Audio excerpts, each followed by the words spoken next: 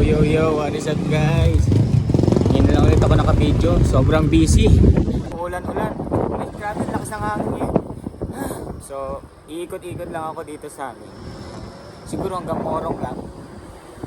Papawis. Parang hindi nga ako papawisan ata. Kasi, ikli. Wala na akong ensayo guys. Sabi, ang lakas pa ng hangin ngayon oh.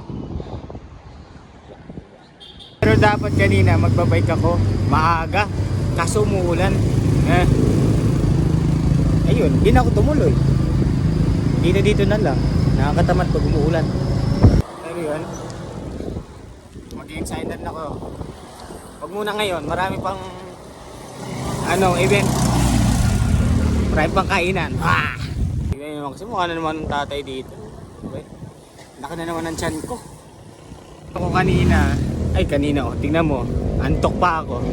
Plano ko kagahapon, mag